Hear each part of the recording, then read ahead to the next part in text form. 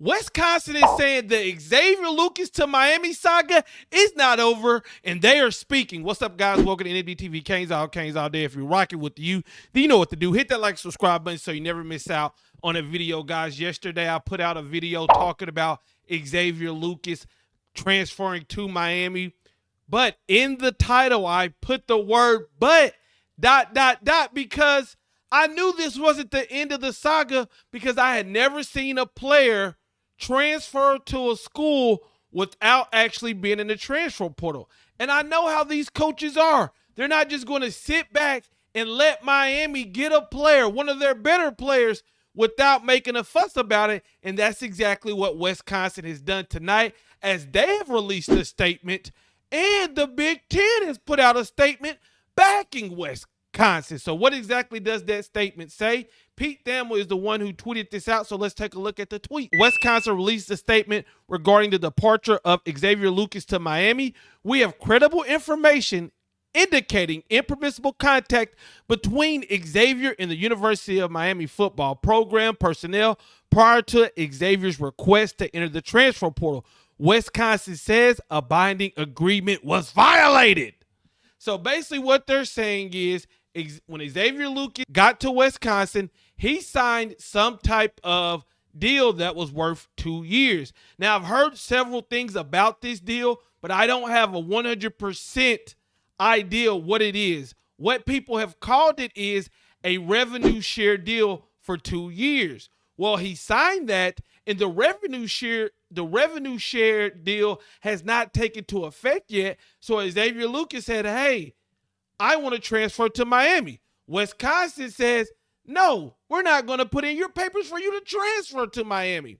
Well, Wisconsin's side of this is he broke the contract, and we know for a fact that Miami has been speaking with him.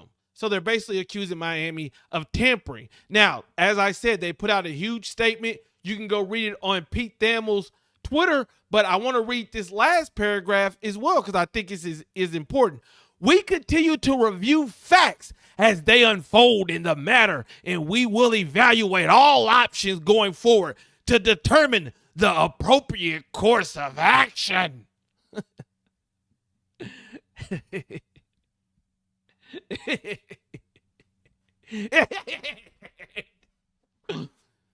Oh, Lord. So basically they're saying, like, you know, we don't know what we're going to do, but you haven't heard the end of us. That's basically what they're saying. And look, if this was Miami, I would say it is one player. Let it go. This isn't a franchise quarterback. This isn't, Xavier Lucas is a good player, and I would hate to lose him, but not if it's going to make us look bad, if we're going to get into different legal battles. There's a lot that Wisconsin has to worry about. The team was shit last year. They should not be worried about one player, and now they're going to be in this back and forth when the player has already withdrew. The player is already at Miami. But here we are. Now, the Big Ten has put out a statement saying this. The Big Ten Conference stands in full support of the University of Wisconsin regarding the contractual agreement between student-athlete Xavier Lucas and the Wisconsin football program. As student-athletes become active participants in revenue sharing, it is critical that agreed-to obligations be respected, honored, and enforced. In light of our current laws and association rules informing, suggesting tampering and contract interference in the case by the University of Miami is very troubling.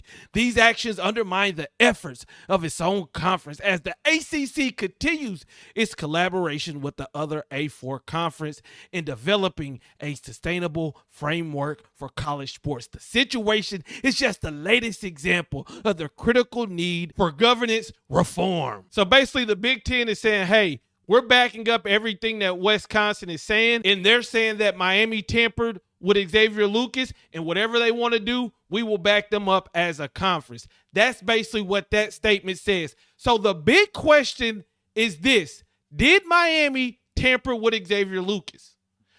Does Wisconsin have proof of that? Then the question will be asked, what was the exact deal that Xavier Lucas signed? And if it's a revenue sharing deal, then how can something be forced that hasn't taken place yet?